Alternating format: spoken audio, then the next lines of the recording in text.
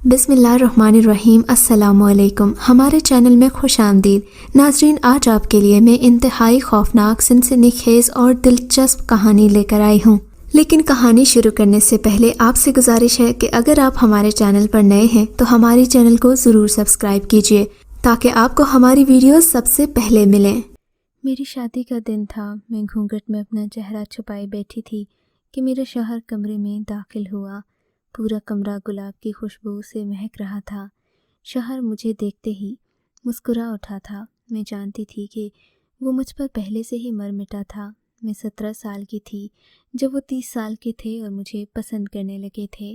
मेरी उम्र उनसे बहुत कम थी, इसी वजह से मेरी मासूमियत इनको पसंद आई थी। ये मुझे हासिल करना चाहते थे। मेरे माँ बाप से रिश्ता लेने के लिए अमजद को कई तरले करना पड़े थे, मगर इन्होंने हिम्मत नहीं हारी थी। इसी वजह से वो मेरी नज़रों में भी आज सुरखरू हुए थे। उनको देखकर मैं भी खुश हो गई। लगता है आग बराबर लगी हुई है। वो आगे बढ़ते हुए बोले। उनके चेहरे पर शरारती सी मुस्कुराहट थी। मैं आपको पसंद करती हूँ, लेकिन ऐसी कोई बात नहीं जैसा आप सोचते हैं, मैंने धीमी सी आवाज़ में कहा था। तो वो मुझ पर हंस पड़े। अरे, तुम तो इतनी हसीन हो कि तुम पर कोई जिन भी आशिक हो जाए, इन्होंने अजीब से लहजे में कहा था। हाँ, अल्लाह न करे कि मुझ पर कोई जिन आशिक हो, मैंने कहा तो वो मेरी तरफ देखकर हंस दिए। सुनो, मैं तुम्हारे लिए बहुत कीमती तोहफ़ा लाया हूँ, मगर वो तोहफ़ा तभी दूंगा जब तुम अपने मुंह से मेरे लिए इज़हार मोहब्बत करोगी। जब तक तुम मुझे मेरी तारीफ़ में कुछ जुमले नहीं कहकर दिखाओगी, तब तक मैं तुम्हें ये तोहफ़ा नहीं दूंगा। मैंने अमजद की बात सुनी तो मेरा दिल मचलने लगा। मैंने भी उनसे खूब मोहब्बत का इजहार किया। मेरी बातों पर वो मुसलसल मुस्कुराते रहे। फिर वो तोहफ़ा मेरे सामने खोल कर रखा। वो सोने का एक खूबसूरत हार था जिसे देखकर किसी भी लड़की की आंखें खैरा हो जाए। उस हार को देखते ही मेरा दिल चाहा कि मैं फ़ौरन इसे पहन लूं। फिर सोचा कि अमजद मेरे बारे में क्या सोचेंगे। मैं चुप हो गई। क्या हुआ, मैं पहना दूं क्या? अमजद ने फिर से उसी लहजे में कहा था। जी नहीं, आप ही रख दें, मैं सुबह इसे पहन लूँगी। सुबह जाना भी तो है अम्मा अब्बा के घर, उनको पहन कर दिखाऊंगी। अब तो वैसे भी सोना है, मैं अच्छे आरामदायक कपड़े पहन कर आती हूँ। ये कहकर मैं वहाँ से उठ गई। दरअसल मुझे अमजद का ये तोहफ़ा बहुत पसंद आया था। जाते जाते इन्होंने मेरा हाथ पकड़ लिया। सुनो, कपड़े तब्दील करके आओ, लेकिन ये हार मुझे ज़रूर पहन कर दिखाओ। ये मैंने जब लिया था ना, तब से ही मेरे पास है और बहुत खूबसूरत है। मैंने इसे हिफाजत से रखा हुआ है। मैंने सोचा था कि मैं एक दिन इसे तुम्हें पहनाऊंगा। चलो जाओ, अभी पहन कर आओ। इन्होंने मुझे वो हार थमाते हुए कहा तो मैंने भी सोचा, वाकई वो मुझसे बहुत मोहब्बत करते हैं। मैं हार वाला डब्बा लेकर अंदर वॉशरूम में चली गई। अपने साथ वो कपड़े भी लाई थी जो मुझे पहनना थे। इत्तेफाक से मेरे कपड़े भी सुनहरी रंग के थे, जबकि सोने का वो हार मुझे उसी तरह दिखाई दे रहा था। मैंने शीशे में खुद को देखा। मैं बहुत हसीन लग रही थी। आज मैं खूब सजना संवरना चाहती थी। मैंने हल्का हल्का मेकअप दोबारा से कर लिया था, जो कि चेहरा धोने के बाद साफ़ हो गया था। लेकिन जैसे ही मैंने सोने का वो हार उतार कर अपने हाथ में रखा, मुझे लगा किसी ने मुझे करंट लगाया हो, कोई मुझे छू कर गुजरा हो। मैंने हैरत से पीछे मुड़कर देखा कि कहीं अमजद ने कोई शरारत तो नहीं की, मगर अमजद आते तो मुझे पता चलता। वहाँ कोई भी नहीं था। गुस्लखाना बिल्कुल खाली था। मैंने जैसे ही ये देखा, मैं दरवाज़ा खोलकर जल्दी से बाहर आ गई। मैंने हार भी नहीं पहना था। मुझे बहुत डर लग रहा था। अमजद मुझे देखकर परेशान हो गए। क्या हुआ, तुम इतनी जल्दी बाहर क्यों आ गई? क्या तुमको मेरा तोहफ़ा पसंद नहीं आया? ऐसी कोई बात नहीं है अमजद, मैंने डरते हुए कहा। तो फिर क्या हुआ? वो उठकर खड़े हो गए। वो मुझे तो कुछ डर सा लगा है। गुस्लखाने में जैसे ही मैं हार पहनने लगी तो लगा जैसे कोई मुझे छू कर गुजरा हो। हाँ, तो मैं हर वक्त साए की तरह तुम्हारे साथ ही तो हूँ। अमजद ने फिर से कहा तो मैं हंसने लगी। बस भी करें, आप इतनी बातें कैसे कर लेते हैं? ये कहकर मैं दोबारा गुस्लखाने में आ गई, क्योंकि मैं उनका दिल नहीं तोड़ना चाहती थी। अब की बार जब मैंने वो हार अपने गले में पहना तो वाज़ेह तौर पर मुझे किसी के खुरदरे हाथों का लम्स अपनी गर्दन पर महसूस हुआ था। اب کی بار تو میں واقعی چونک پڑی تھی، میری ہلکی سی چیخ بھی نکلی تو امجد اندر آ گئے۔ ارے بھائی تم تو بہت ڈرتی ہو، ڈرپوک بیویاں شوہر کے دلوں پر راج کرتی ہیں۔ امجد کی باتیں سن کر میں ان باتوں کو بھول گئی تھی۔ وہ سب وہم جو میرے ذہن میں آ رہے تھے وہ سب کے سب ختم ہو گئے۔ لیکن جب ایک چیز سلسلہ وار شروع ہو جائے تو پھر انسان کے ذہن بھی اس وہم کو سچ اور حقیقت سمجھنے لگتا ہے۔ میرے ساتھ بھی کچھ ایسا ہی ہوا تھا۔ جب صبح ہوئی میں تیار ہونے کے لیے فوراً ہی اٹھ گئی تھی۔ امجد ابھی تک سو رہے تھے مگر مجھے سسرال میں ذمہ داری کا مظاہرہ کرنا تھا۔ سب لوگوں کی نظریں مجھ پر تھیں، سبھی نے مجھے دیکھنا تھا کہ دلہن کتنا تیار ہوئی ہے، سلیقہ مندی کتنی ہے اور خوبصورتی کتنی ہے۔ اسی وجہ سے میرے ذہن پر پریشر بھی بہت زیادہ تھا۔ میں جلدی سے اٹھ کر تیار ہونے لگی۔ مجھے ایک طرح سے ڈر بھی لگ رہا تھا کہ کہیں میں کچھ غلط نہ کر دوں۔ پھر مجھے اپنے شوہر کے دیے ہوئے اسی ہار کی یاد آئی، کیوں نہ میں یہی پہن لوں۔ ویسے بھی رات کو انہی باتوں کی وجہ سے میں انہیں یہ ہار پہن کر دکھا نہیں سکی تھی۔ خامخواہ کا ڈر میں نے اپنے سر پر سوار کر لیا تھا۔ میں نے یہ سوچا اور جلدی سے اپنے کمرے کے غسل خانے میں چلی گئی۔ وہ ہار ابھی بھی وہیں کا وہیں پڑا تھا۔ میں نے اسے دوبارہ سے اپنے گلے میں پہنا اور باہر آ گئی، مگر جیسے ہی میں دروازے سے باہر نکلنے لگا کہ جیسے کسی نے میرا ہاتھ کھینچا ہو۔ میں چونک کر پیچھے مڑی تو کوئی بھی نہیں تھا۔ مجھے سخت حیرت ہوئی تھی، جبکہ امجد بھی سو رہے تھے۔ میں تو باہر صرف جوتے لینے جا رہی تھی، مگر یہ کیا میں نے کچھ غلط کیا ہے؟ میں دل ہی دل میں سوچنے لگی۔ امجد تو ایسی حرکت نہیں کرتے، اور کرتے بھی تو کیوں کرتے، وہ تو سو رہے ہیں۔ میں یہی سوچ کر حیران ہو رہی تھی۔ مجھے اس بات کا کوئی سرا نہیں مل رہا تھا۔ تبھی میں نے امجد کے اٹھنے کا انتظار کیا۔ میں وہیں بیٹھی رہی۔ تھوڑی دیر بعد جب امجد اٹھے تو مجھ سے کہنے لگے، کیا ہوا؟ تم تو بڑی خوبصورت لگ رہی ہو۔ میں ان کی باتیں اپنے ذہن پر سوار کیے پھر سے وہ سب چیزیں بھول گئی جو کہ پچھلی رات سے ہو رہی تھیں۔ ان کی تعریف مجھے پگھلا کر رکھ دیتی تھی۔ میں اگلی پچھلی ساری ہی باتیں بھول جاتی۔ وہ مجھ سے کہنے لگے کہ میں فریش ہو کر آتا ہوں، تم بھی تیار ہو جاؤ، باہر چل کر ناشتہ کرتے ہیں۔ یوں میں باہر آ گئی۔ سب لوگ ناشتے کی میز پر بیٹھے تھے۔ میں بہت خوبصورت لگ رہی تھی۔ میری ساس اور نندوں نے میری بہت تعریف کی۔ میری نندیں شادی شدہ تھیں۔ گھر میں میری ساس ہی ہوا کرتی تھیں۔ شادی کی وجہ سے سب لوگ ایک ہی گھر میں جمع ہوئے تھے۔ ان لوگوں نے تو ویسے ہی چلے جانا تھا، پھر ساری زندگی مجھے مفت کے تانے پڑتے، ہر بندہ مجھ پر باتیں کرتا۔ میں نے اپنے آپ کو بہت اچھے سے تیار کر لیا تھا۔ سجی سوری جب میں اپنی نندوں کے سامنے آئی تو انہوں نے بھی مجھے بہت عزت دی تھی، مگر میں بہت بے چینی سی محسوس کر رہی تھی۔ کھانے پر ہم سب لوگ باتیں کرتے رہے۔ کھانے کے بعد امجد اپنے کمرے میں چلے گئے تھے۔ کہنے لگے کہ میں اپنے دفتر جا رہا ہوں، مجھے کچھ ضروری کام پڑ گیا ہے۔ وہ کمرے سے اپنی فائل لے کر دفتر کے لیے نکل گئے۔ میں ان کا منہ دیکھتی رہ گئی۔ ایک طرف تو مجھ سے وہ بے پناہ محبت کرتے تھے اور دوسری طرف یہ عالم کہ دوسرے ہی دن بیوی کو چھوڑ کر دفتر چلے گئے۔ میں گھر میں اپنی ساس اور نندوں کے ساتھ اکیلی رہ گئی۔ میرے گھر میں ایسا کوئی واقعہ تو ہونا نہیں تھا جس میں مجھے کام کرنا پڑے یا پھر پریشانی ہو۔ ہاں مگر ایک بات تھی کہ میری ساس مجھے تیکھی نظروں سے دیکھ رہی تھیں۔ ایسا اس لیے تھا کہ ان کو اپنے رشتے کے لیے بھانجی پسند تھی، مطلب امجد کی شادی وہ اپنے بھانجے سے کرنا چاہتی تھیں، جبکہ مجھ سے امجد کی شادی ان کی محبت کی شادی تھی۔ انہوں نے اپنی ماں سے ضد کر کے مجھ سے شادی کی تھی۔ اپنی ماں سے مجھے پاؤں میں پڑ کر مانگا تھا، وہ منع بھی نہیں کر سکی تھی کہ جوان بیٹے کی ضد کو رد کرنا ماں باپ کے لیے مشکل ہو جاتا ہے۔ مگر میں جو سوچ رہی تھی، مگر اس کا اثر تو یہ ہوا کہ میری ساس مجھ سے نفرت کرنے لگیں۔ بولیں کہ بیٹی میں تم کو پسند نہیں کرتی، تم میرے سامنے نہ آیا کرو۔ میں تمہیں صاف ہی بات بتا دوں، تمہیں دیکھ کر مجھے اپنی بھانجی آمنہ یاد آتی ہے، بہت نفیس لڑکی تھی۔ میں نے امجد سے کہا بھی کہ تم آمنہ سے شادی کر لو، ان سب باتوں کو چھوڑ دو، مگر وہ نہیں مانا۔ میری نافرمانی کر کے اس نے تم سے شادی کی ہے، اس لیے تم میرے سامنے نہ ہی آؤ تو اچھا ہے، ہماری بات کم سے کم ہونی چاہیے۔ اپنی ساس کی یہ بات سن کر میرا بہت دل دکھا تھا۔ میں تو انہیں بہت اعلیٰ مقام دیتی تھی، مگر انہوں نے مجھے نا امید کر دیا تھا۔ مجبوراً مجھے ساس اور نندوں سے چھپ کر اپنے کمرے میں ہی آنا پڑا کیونکہ ان کے سامنے جانے سے ان کو اپنی بھانجی یاد آتی تھی۔ اپنے کمرے میں آ کر میں پھوٹ پھوٹ کر رونے لگی۔ نہ جانے کیوں مجھے اماں کی یاد آ رہی تھی۔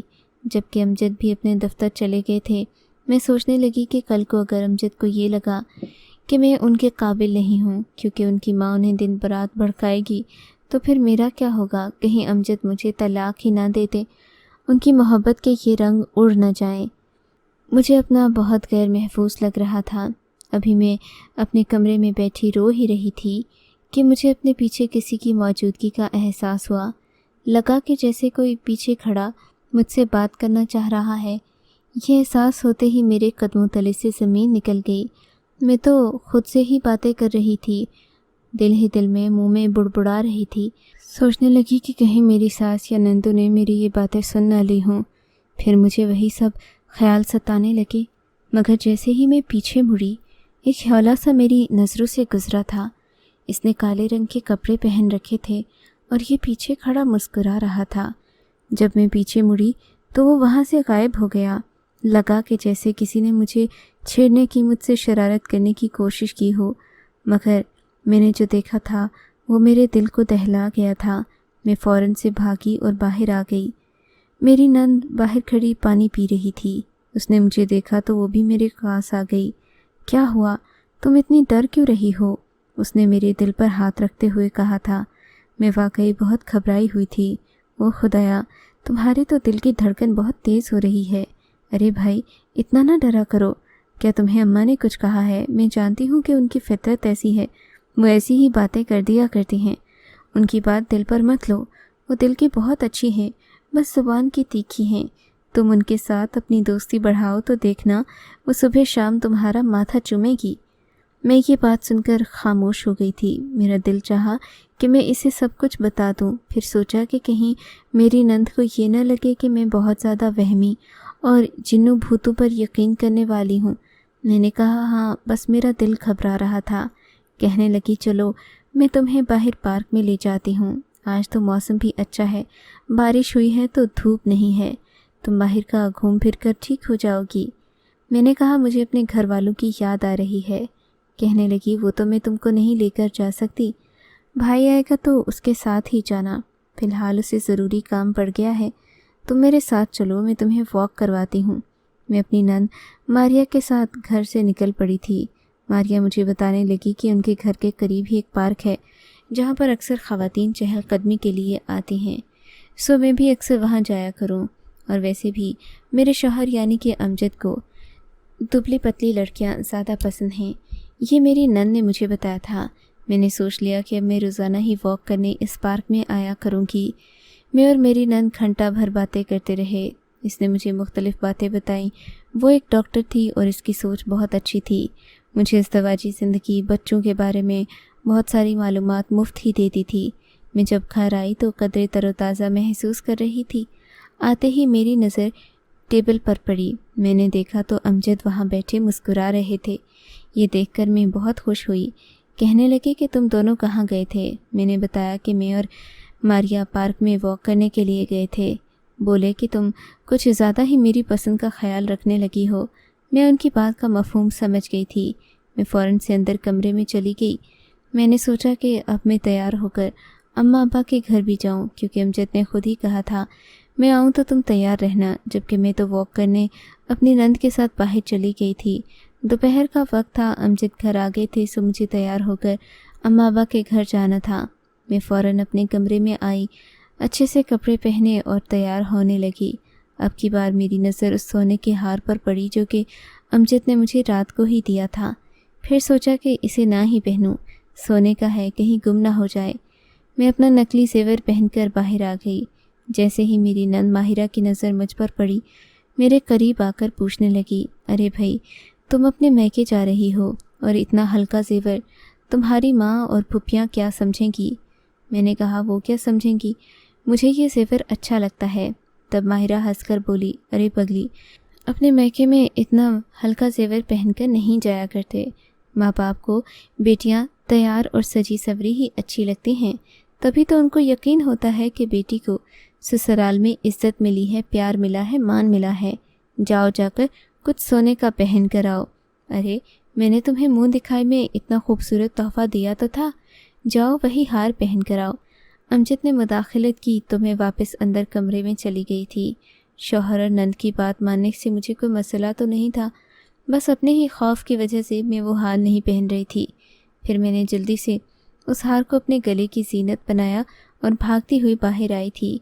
अब तो मुझे खाली कमरों से भी डर लगने लगा था। अमजद तो पहले से ही तैयार बैठे थे, कहने लगे आओ चलो तुम गाड़ी में बैठो, मैं आता हूँ, अम्मा से कुछ ज़रूरी बात करनी है। मैं समझ गई थी कि अम्मा से अमजद ने क्या बात करनी है, यकीनन मेरे साथ अच्छा रवैया रखने के लिए ही कहा होगा। अमजद गाड़ी में आए तो परेशान लग रहे थे, बोले कि अम्मा की तबीयत सही नहीं है, लेकिन मुझे लगता है कि जैसे वो मुझे जज्बाती करने की कोशिश कर रही हूँ। मैं उनकी बात सुनकर खामोश हो गई। ऐसा नहीं है अमजद, उनको वैसे ही मैं अच्छी नहीं लगती।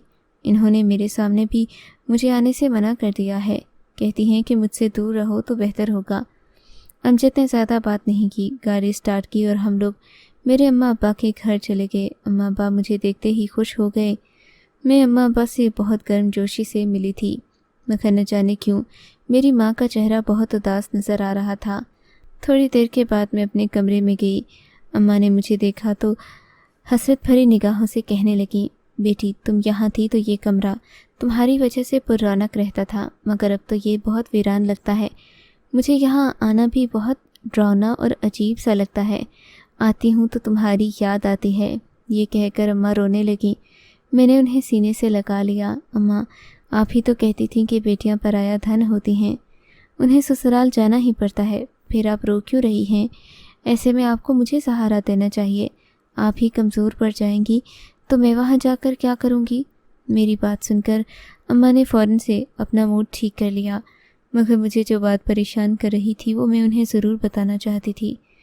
आखिर अब्बा से और बाकी बहन भाइयों से फारिग होने के बाद मैं अम्मा के पास आई और अकेले में बातचीत करने लगी। अम्मा आपको एक बात बताना है, अगर आप मेरी बात को बुरा ना माने या फिर परेशान ना हो तो। मैंने पहले शर्त रखी। अरे हाँ भाई, मैं क्यों परेशान होने लगी, बताओ क्या बात है? अम्मा अपना कान आगे करने लगी। अम्मा मुझे मेरे शौहर ने बहुत कीमती तोहफ़ा शादी की रात तोहफे में यानी मुंह दिखाई में दिया था। हाँ तो ये अच्छी बात है, इसमें परेशानी की क्या बात है? अम्मा बोली, अरे अम्मा परेशानी की बात वो नहीं है, लेकिन मुझे ऐसे लगने लगा है कि जैसे ही मैं वो तोहफ़ा अपनी गर्दन में पहनती हूँ ना, मुझे कोई तंग करता है, कुछ शरारत करता है, कोई नादीदा हस्ती जिसे मैंने देखा भी ना हो। मैं अम्मा से कहने लगी, अरे बेटी तुम्हारा वहम होगा, तुम ससुराल में नई गई हो ना, वैसे भी नए घर में जाकर इंसान को सेट होने में काफ़ी अरसा लग ही जाता है। तुम तो मेरी शेरनी बेटी हो, बहादुर बेटी हो, ऐसी बातें मत सोचो। मैं तुम्हें कुछ दुआएं पढ़ने के लिए दूंगी, तुम उन्हें याद कर लेना, उसके बाद देखना तुम्हारा दिल कभी नहीं घबराएगा। और हाँ, रात को बाल खोलकर कभी छत पर या किसी दूसरी जगह पर मत जाना। तुम्हें तो पता है ना, तुम्हारी दादी भी तुम्हें हमेशा ऐसी बातों से मना करती थी। और बेटी पाक साफ रहना। अम्मा ने मुझे बहुत सारी नसीहतें तो कर दी थीं, मगर मेरे जहन में कुछ नहीं आ रहा था। खैर से मेहमानों का रश इस कदर ज़्यादा था कि मैं अम्मा से ज़्यादा बात नहीं कर सकी। अमजद से सब लोगों ने मिलने जुलने के बाद हमें ढेरों दुआओं के साथ घर से वापस रुखसत कर दिया। रास्ते में आते हुए अमजद मुझसे पूछने लगे कि तुम अपनी अम्मा से छुप छुप कर क्या बातें कर रही थी। मैं भी बड़ी हैरान हुई कि अमजद को हर बात की खबर कैसे है। मैंने कहा, अमजद मुझे दरअसल इस हार के बारे में कुछ तहफ़्फ़ुज़ात हैं, लगता है जैसे ये पहनती हूँ तो मेरे साथ कुछ ना कुछ होने लगता है। अमजद फिर से हंसने लगे। हाँ तो अपने शौहर का दिल दुखाओगी तो कुछ ना कुछ तो तुम्हारे साथ होगा ही ना। तुम मेरी खिदमतें किया करो, मेरी तारीफ़ करो, मुझसे मोहब्बत से पेश आओ, फिर देखना कि सब लोग तुम्हारी कितनी कदर करते हैं। ये जो वाक़यात तुम्हारे साथ होते हैं ना, ये भी ख़त्म हो जाएंगे। मैं उनकी बात सुनकर शर्माने लगी थी और खिड़की से बाहर देखने लगी। वो हमेशा ऐसी बातें करके मेरा ध्यान बटा देते थे। हम लोग जब घर पहुँचे तो मेरी सास और नंदें हमारा इंतज़ार कर रही थीं, मगर नंद के चेहरे पर एक अजीब सा खौफ था। क्या हुआ? मैंने उससे पूछा। वो अम्मा की तबीयत ख़राब है, बड़ी नंद बोली और फिर अपने भाई को कहने लगी कि अंदर कमरे में आओ। जैसे ही मैं कमरे में जाने लगी मुझे इन सब ने रोक दिया। मेरी बड़ी नंद बड़े सख्त लहजे में बोली, तुम्हारी वजह से ही तो वो बीमार हुई हैं। अब तुम आकर और उनकी तबीयत ख़राब मत करो, उनके दिल को तुम सख्त बुरी लगती हो। अपनी नंद की ये बात सुनकर मैं बहुत खफा हुई थी, मगर मैं कह क्या सकती थी। मैं तो अपने शौहर की मर्ज़ी से हर काम करती थी, उनकी इजाज़त हर चीज़ से पहले लिया करती थी। सो मैंने अपने शौहर के इशारे पर वहाँ से बाहर जाना ही गनीमत समझा, मगर मेरा दिल ज़ोर ज़ोर से धड़क रहा था। मेरा दिल कह रहा था कि कुछ न कुछ हुआ ज़रूर है जिसका इल्ज़ाम मुझ पर डाला जाएगा। काफ़ी देर में अमजद का इंतज़ार करती रही, मगर वो नहीं आए। थोड़ी देर के बाद घर में हलचल मची, शोर सा हुआ। बाहर जाकर क्या देखती हूँ, अमजद और मेरी नंदें अपनी अम्मा को उठाकर गाड़ी में डाल रहे हैं। मुझे बड़ी हैरत हुई थी। अभी तो अम्मा ठीक ठाक थीं, फिर ऐसी भी क्या सूरत हाल हो गई कि इन्हें गाड़ी में डालकर हस्पताल ले जाना पड़ा। मेरा दिल धक धक कर रहा था। मुझे लगा कि कोई मुझसे कुछ कहना चाहता है। अब मैं घर में अकेली रह गई थी।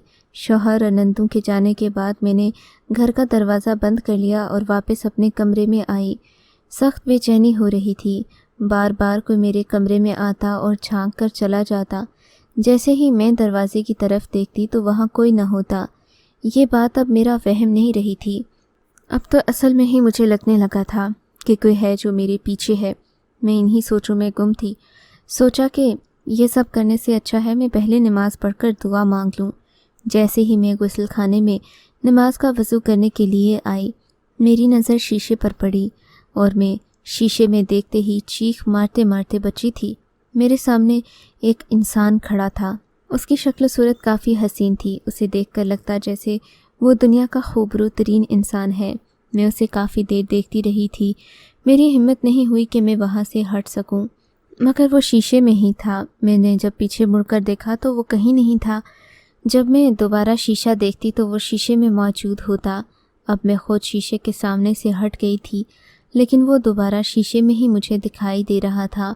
उसने मेरी गर्दन की तरफ इशारा किया और काटने की तरह उस पर हाथ फेरने लगा। मारे डर के मेरी जान निकल गई थी। ये शख्स क्या कहना चाह रहा है? क्या ये मुझे मार डालेगा? क्या मेरी गर्दन काटेगा? मैं दिल ही दिल में सोचकर खौफ से कांप उठी थी। नहीं नहीं, ऐसा नहीं हो सकता। मैंने किसी का क्या ही बिगाड़ा है। हिम्मत करके मैं दोबारा उस शीशे के सामने खड़ी हुई। अपना जेवर उतार कर मैंने एक जगह पर रखा और फिर वज़ू करके जल्दी से दुपट्टा ओढ़ा और आकर जायनमाज़ पर खड़ी हो गई थी। मैं अल्लाह से दुआ मांगना चाहती थी कि मैं ऐसे सब शर से महफूज रहूं। दुआ करते करते मेरी आंखों से आंसू निकल पड़े थे। मुझे अपने शौहर का रवैया भी खुद से कुछ ठीक नहीं लग रहा था। फिर वही हुआ जिसका डर था। दरवाज़ा बजने लगा। मैं चौंक कर बिजली किसी तेज़ी से उठी और जाकर दरवाज़ा खोल दिया। सामने मेरी बड़ी नंद खड़ी थी। उसके तेवर भी मुझे खा जाने वाले थे। क्या हुआ अम्मा को? अब कैसी तबीयत है उनकी? अम्मा, मेरी नंद तंज़िया अंदाज में बोली, तुम कुछ बहुत जल्द ही घुल मिल नहीं गई। वो तुम्हारी अम्मा नहीं हैं। अगर तुम उन्हें माँ की तरह समझती ना तो आज उनका ये हाल नहीं होता। अरे, डॉक्टर्स ने हमें वार्निंग दे दी है कि 24 घंटे में कुछ भी हो सकता है और इस सब की ज़िम्मेदार तुम होगी। अगर मेरी माँ को कुछ हुआ ना तो मैं तुमको नहीं छोड़ूंगी। भाई तो तुमको पसंद करता है, मगर मैं तुम्हारा जीना हराम कर दूंगी। उस औरत की बात सुनकर मेरा दिल चाहा कि मैं यहाँ से भागकर चली जाऊँ। अब आंटी की बीमारी में मेरा तो कोई हाथ नहीं था, ना ही मैंने उनको कोई ऐसी बात कही थी जो कि उनको नागवार गुजरती। और फिर मेरी नंद खाना बनाने लगी। मैं किचन में उसके साथ साथ गई। मैंने कहा, मैं आपके लिए खाना बना देती हूँ, आप जाकर आराम करें। वो मुझसे चिढ़कर बोली, तुम्हें इस सब से क्या मतलब है? मैं आराम करूँ या काम करूँ? जाओ यहाँ से, मुझे मेरा काम करने दो। इतनी बेकदरी सुनकर मेरा दिल भी खून के आंसू रोने लगा। मैं वापस अपने कमरे में आ गई। अपने शौहर का इंतज़ार करने लगी। इन्होंने शाम को आ जाना था। अब मैं उनका रवैया देखना चाहती थी कि सब मामले में वो भी मुझे कसूरवार ठहराते हैं या नहीं। शाम को अमजद आए तो वो बहुत परेशान थे, मगर इन्होंने मुझे कोई ताना वगैरह नहीं दिया। अलबत्ता मुझसे हंसकर बात नहीं की। मैं इस चीज़ का गिला कर भी नहीं रही थी, क्योंकि माँ की बीमारी के वक्त भला कोई शख्स हंस कर बात कैसे ही कर सकता है। मुझसे कहने लगे कि अम्मा की तबीयत बहुत ख़राब है, तुम दुआ करना कि वो जल्दी ठीक हो जाएं, वरना मैं ख़ुद को कभी माफ़ नहीं करूँगा। मैंने अम्मा की मर्ज़ी के ख़िलाफ़ शादी करके उनका दिल दुखाया है, तुम्हारी दुआ से शायद कि वो ठीक हो जाएं। शौहर की बात सुनकर मैं भी परेशान हो गई थी। तब वो मुझे सहारा देने लगे। नीलोफर, तुम खुद को कसूरवार मत समझो, इसमें तुम्हारी कोई गलती नहीं है, गलती मेरी है। मैंने अम्मा को मनाए बगैर ही तुमसे निकाह कर लिया। अगर अम्मा मान जाती तो हम दोनों उनकी दुआओं के साए में रुखसत होते। मेरा शौहर ये कहकर रोने लगा। मेरा भी दिल बैठ गया। अगर मेरी वजह से आपकी अम्मा की सेहत ख़राब होती है तो आप भले मुझे छोड़ दें, मैंने रोते हुए कहा। तो वो बोले, आइंदा ऐसी बात अपने मुंह से मत निकालना, मैं तुमको क्यों छोड़ूंगा, मुझे तुमसे मोहब्बत है, हकीकी मोहब्बत है। अम्मा के लिए जो भी होगा वो अल्लाह ने पहले से नसीब में लिखा होगा, इसमें तुम्हारा कोई दोष नहीं है। मुझे तसल्ली हुई कि चलो मेरा शौहर तो मुझे मनहूस नहीं समझता, वो तो दिल से मेरा साथ देता है। यूँ वो दिन भी गुज़र गया। मैं अपने शौहर और अपनी सास के लिए दुआ करती रही, मगर अब सब लोग घर में नहीं थे और मैं अकेली थी तो मुझे डर भी बहुत लग रहा था। अचानक कमरे में एक अजीब सी आवाज़ पैदा हुई। मैंने पीछे मुड़कर देखा। मेरे कमरे की खिड़की का पर्दा हिल रहा था और उसमें से अजीब सी आवाज़ आ रही थी। ये देखकर मैं कांप उठी थी। मैं जल्दी से उठकर बाहर भागी तो पीछे से किसी के हंसने की आवाज़ आई। तुम कब तक मुझसे दूर भागोगी? तुमने जो मेरा नुकसान किया है मैं उसका बदला लेकर ही रहूँगा। ये कहकर वो आवाज़ बंद हो गई थी, जबकि मेरे तो कान साएं साएं करने लगे थे। भला मैंने किसका नुकसान किया था? कोई मुझे ये तो बताए। मैं कहाँ जाऊँ या अल्लाह? मैं वापस आ गई। अब मैं क्या कर सकती थी? घर में कोई भी नहीं था सिवाय सब्र करने के। मेरे पास और कोई चारा न था। मैं काफ़ी देर तक सोचती रही कि अपने शौहर को ये सब बताऊं या ना बताऊं। तभी एक अंधुनाक खबर हमारे घर पर क़यामत बनकर टूटी थी। मेरी सास, जो कि कल रात ही अस्पताल में दाखिल हुई थी, आज उनकी रूह कब्ज़ अंसरी से परवास कर गई थी। मेरी तो नंदों का रो रो कर बुरा हाल था। शौहर भी उदास थे। मेरी सास को शाम तक घर लाया गया था। पूरे घर में मातम का सा समा था। मेरा दिल ज़ोर ज़ोर से धड़क रहा था। समझ नहीं आई कि वो कौन था जिसने मेरी सास को इस हालत तक पहुंचा दिया था। कल तो वो बैठे बिठाए हंस हंस कर बातें कर रही थीं, आखिर आज उनको क्या हो गया? मेरी सास और नंदें पहले ही मुझसे नाराज़ थीं। अब जबकि सास इस दुनिया से चली गईं तो मेरी नंदें मुझे मनहूस कहने लगीं। पूरे घर में मातम का सा समा था। मेरी नंदें बाकायदा बेन कर रही थीं। मेरे शौहर एक जगह उदास बैठे थे। सब लोग उनके पास ताज़ियत के लिए आए थे, जबकि मैं अपने आप को इस सब का कसूरवार समझ रही थी। मेरे शौहर ने अपनी माँ को दफनाने के लिए शायद किसी आदमी का बंदोबस्त किया था। ये शख्स शहर के मशहूर मौलाना थे और हमारे घर नमाज जनाजा पढ़ाने आए थे, क्योंकि इनका अमजद से राब्ता था और ये अमजद को बतौर बेटा पसंद भी करते थे। नमाज जनाजा पढ़ाने के बाद अम्मा को दफन करने का वक्त आया तो मेरी नंदू ने रो रो कर बुरा हाल कर लिया। बहरहाल अम्मा को जनाजा गाह में ले जाया गया। नमाज जनाजा पढ़ने के बाद उन्हें दफन कर दिया गया। मुझे तो यकीन ही नहीं आ रहा था कि मेरे घर पर यह सानेहा आया और गुज़र भी गया। कुछ दिन तो ये शोक चलता रहा। मेरी नंदें घर में ही रहीं। फिर आहिस्ता आहिस्ता इन्होंने अपने घर जाना शुरू कर दिया। जाहिर है किसी शख्स की मौत से ज़िंदगी रुक तो नहीं जाती, बाकियों को अपनी ज़िंदगी में आगे बढ़ना पड़ता है। मेरी नंदें जब मेरे घर से चली गईं, मैं अपने घर में अकेली रह गई थी। मेरे शौहर ने मुझसे कहा, मेरी जान, अब मैं तुम्हें यहाँ अकेला नहीं रहने दूँगा। तुम्हारी नंदें तो यहाँ से चली गई हैं। मैं शहर में अकेला नौकरी करता हूँ। मेरी नौकरी के साथ मुझे घर भी मिलता है। ये तो अम्मा की ज़िद थी कि वो यहीं पर रहेंगी, वरना मैं तुमको वहाँ लेकर जाता। अल्लाह अम्मा को जन्नत में जगह अता फरमाए। लेकिन अब तुम्हारा यहाँ अकेले रहने का कोई मकसद नहीं बनता। इस तरह गांव के लोगों को भी शय मिल जाएगी। कोई ना कोई तुम्हें आकर तंग करेगा। मुझसे बर्दाश्त नहीं होगा। मेरे लड़ाई झगड़े होंगे। सो बेहतर है कि मैं तुम्हें अपने साथ शहर लेकर चला जाऊँ। ये बात सुनते ही मैं सोचने लगी कि मेरी नंदें क्या कहेंगी। यकीनन वो मेरे शौहर के कान भरेंगी और कहेंगी कि इसी की वजह से अम्मा इस दुनिया से चली गईं, अब तुम इसे शहर लेकर जा रहे हो। लेकिन मैंने अपने शौहर की बात को अव्वलीन तरजीह दी थी। शौहर ने जो कहा मैंने बिल्कुल वैसा ही किया था। انہوں نے مجھے وقت پر تیار ہونے کا کہا، سو میں تیار ہو گئی تھی۔ اب مجھے شہر جانا تھا۔ شہر جا کر نہ جانے زندگی کیسی گزرتی۔ میں تو ساری زندگی گاؤں میں رہی تھی، گاؤں میں ہی پلی بڑھی تھی، یہاں تک کہ جب میرے شوہر نے مجھ سے بات کی تو میں رونے لگی، کیونکہ مجھے اپنے میکے والوں کو بھی چھوڑ کر جانا تھا۔ شہر میں جا کر ان سے ملنے کی امید بھی دم توڑ جاتی۔ یوں کچھ ہی دنوں کے بعد میرا شوہر مجھے لے کر شہر روانہ ہو گیا تھا۔ میں نے اپنی ساری چیزیں ایک بیگ میں پیک کر لی تھیں۔ جب میں گھر سے نکلی تو میرا دل بہت گھبرا رہا تھا۔ ہاں، پر ایک بات کی خوشی تھی کہ شاید وہ جو مجھ سے باتیں کرتا ہے، مجھے تنگ کرتا ہے، شہر جا کر ایسا نہیں ہوگا، مگر یہ میری غلط فہمی تھی۔ میرے شوہر نے جو گھر لیا وہ زیادہ روشنی سے محروم تھا۔ یہاں قدرتی روشنی نہیں آتی تھی بلکہ مصنوعی روشنی آتی۔ ہر وقت کمرے میں کوئی نہ کوئی بجلی جلانا پڑتی تھی جس سے کہ کمرے میں روشنی ہوتی۔ یہ 2 کمروں کا ایک چھوٹا سا گھر تھا۔ میرے شوہر نے کہا کہ ایک کمرہ مہمانوں کا ہے، اگر میری بہنیں یا کوئی بھی گاؤں سے آ کر رہنا چاہے تو رہ سکتا ہے، دوسرا کمرہ تمہارا اور میرا ہے۔ شوہر کی بات سے میں خوش ہو گئی تھی۔ آج کا پہلا دن تھا، یہ نوکری پر بھی نہیں گئے، مجھے گھمایا پھرایا شہر کی کچھ جگہوں پر لے کر گئے۔ کہنے لگے کہ میں تمہیں گھما پھرا بھی نہیں سکا۔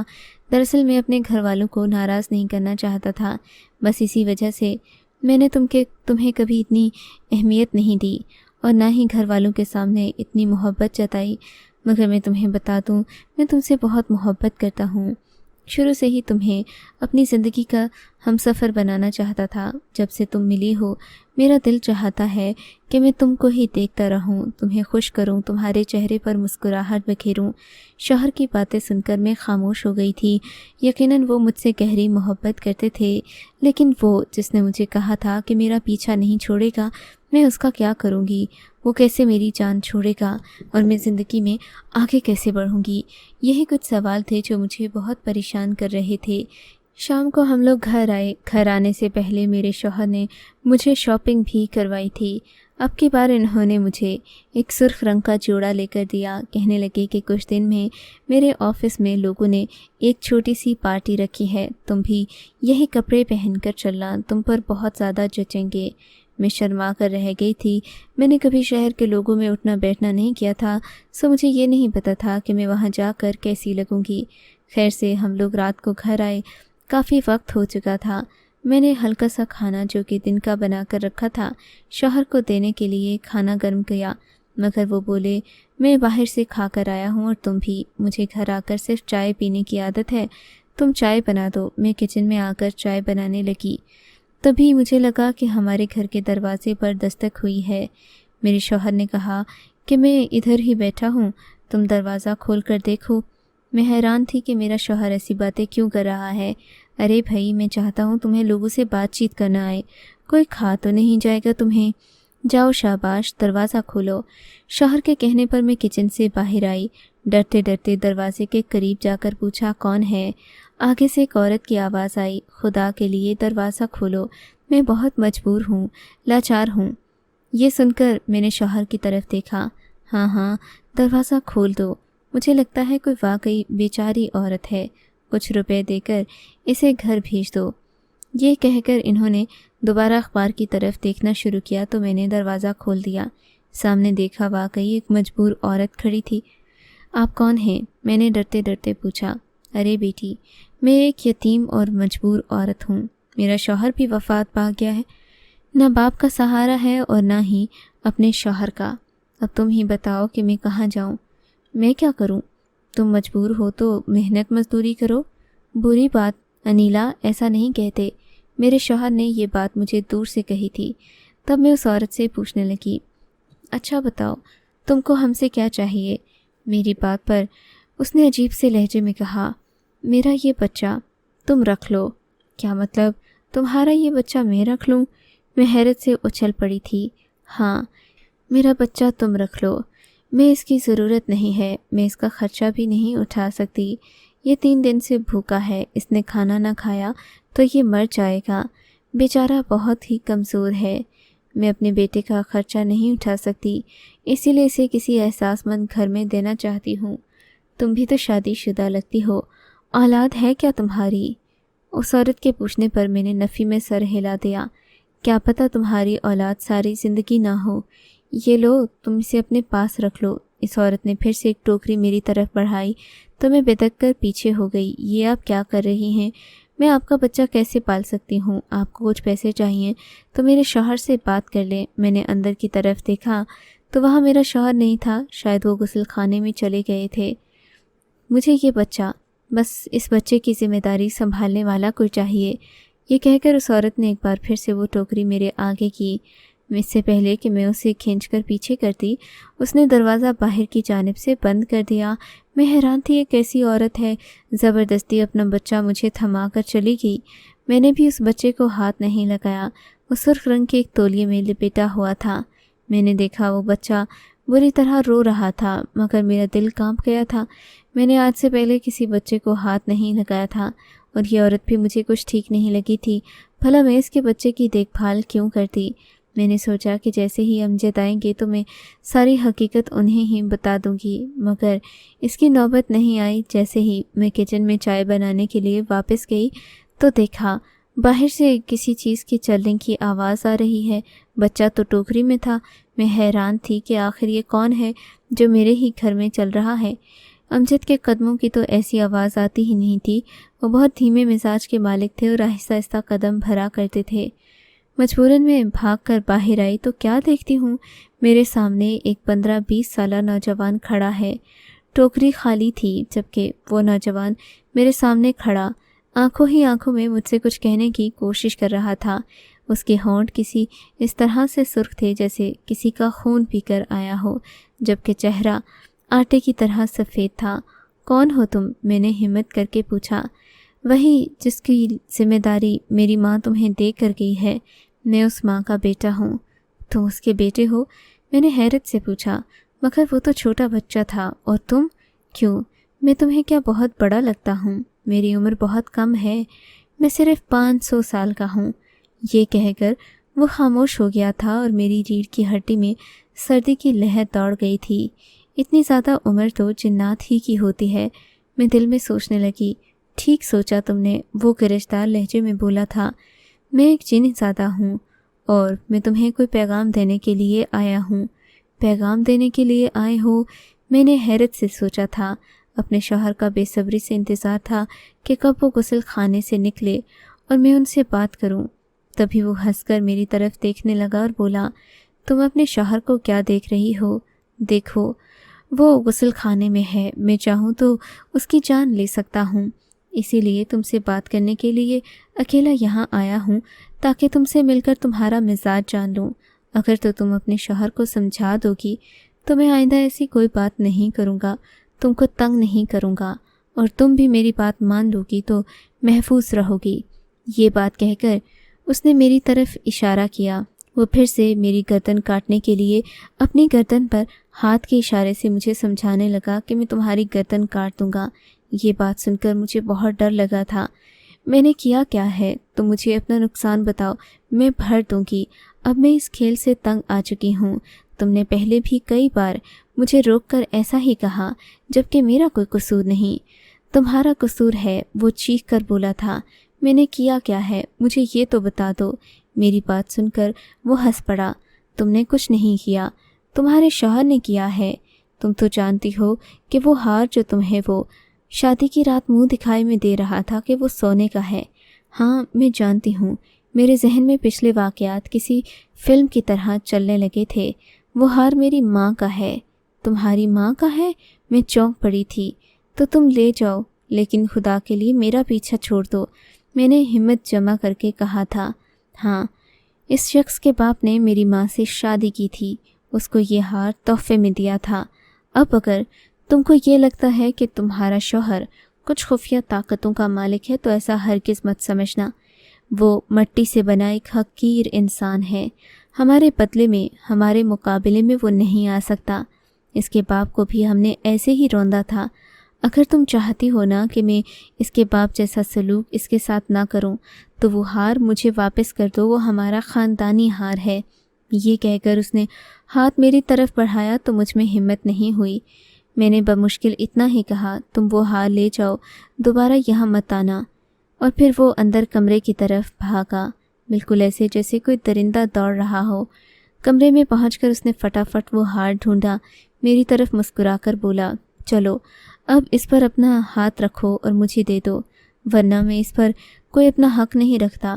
یہ کہہ کر اس نے وہ ہار میری طرف بڑھایا۔ میں نے اس ہار پر ہاتھ رکھ کر اسے واپس دیا۔ میں تم کو یہ استعمال کرنے کی اجازت دیتی ہوں۔ یہ کہہ کر میں نے ہار اس کے حوالے کر دیا اور وہ خباثت بھری مسکراہٹ کے ساتھ مجھے دیکھنے لگا۔ شکر کرو کہ میں نے صرف ہار لیا، تمہاری جان نہیں۔